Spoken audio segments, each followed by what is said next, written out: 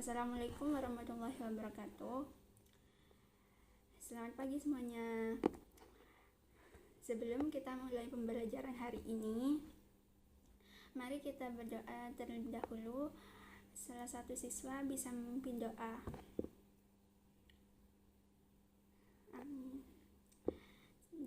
Berdoa selesai. Baiklah, sebelum mulainya Ibu Guru absen dulu ya. Sebelum kita pindah materi, ada yang masih ingat materi sebelumnya kita membahas tentang apa? Ya, betul. Ada materi sebelumnya kita membahas tentang keseimbangan dan pelestarian sumber daya alam. Bu Guru ingin bertanya, bagaimana caranya melestarikan sumber daya alam itu? Dan apa contoh perbuatan yang tidak melestarikan alam itu? Ya, betul. Salah satu cara kita untuk melestarikan sumber daya alam itu seperti melakukan reboisasi. Apa itu reboisasi? Reboisasi itu penanaman kembali pohon yang sudah tumbang. Contoh perbuatan yang tidak melestarikan alam itu seperti membuang sampah sembarangan, menebang pohon, pengundulan hutan. Nah, kita kan sudah mereview ulang materi sebelumnya.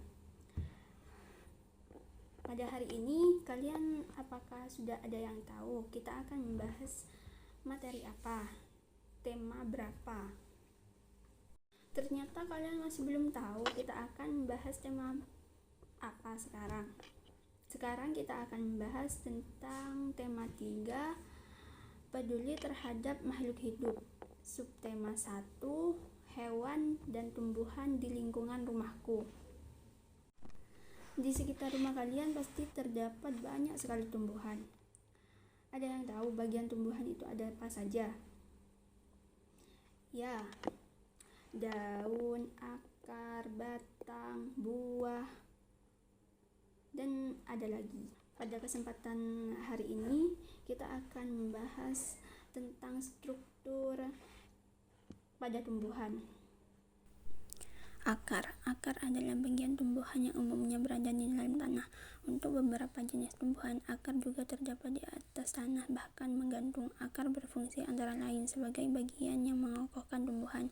Jika tumbuhan tidak memiliki akar, tumbuhan akan mudah dicabut, mudah roboh ketika diterpa angin, atau hanyut terbawa air ketika turun hujan. Zat-zat mineral dan air yang dibutuhkan untuk membuat makanan diserap oleh akar dari dalam tanah.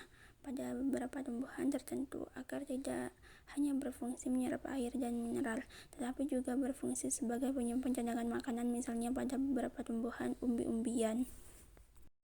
Jenis akar ada dua, yaitu akar tunggang dan akar serabut. Bunga merupakan bagian tumbuhan yang berfungsi sebagai alat perkembangbiakan tumbuhan biji. Bunga yang lengkap terdiri atas beberapa bagian, yaitu tangkai bunga, kelopak, mahkota, putik, dan benang sari. Putik merupakan alat kelamin betina, sedangkan benang sari alat kelamin jantan. Batang. Bagian tumbuhan yang berada di atas tanah adalah batang yang berfungsi sebagai tempat munculnya daun, bunga, dan buah. Daun. Bagian tumbuhan yang berfungsi sebagai tempat berlangsungnya fotosintesis adalah daun.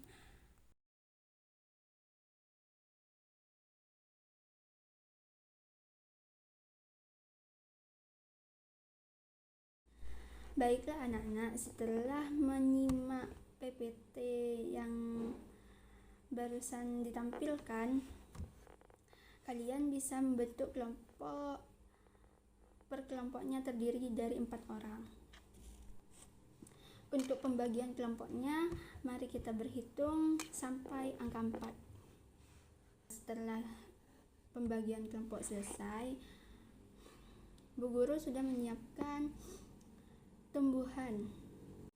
Nah, per kelompok sudah mendapatkan tumbuhan. Nah, tugas kalian itu mengamati tumbuhan itu. dan membuat laporan tentang struktur tumbuhan.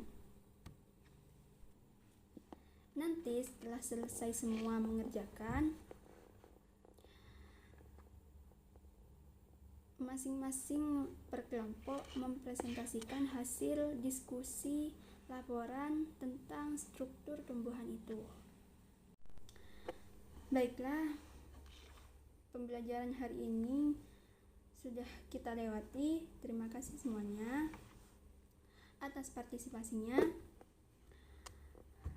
Kurang lebihnya mohon maaf. Assalamualaikum warahmatullahi wabarakatuh.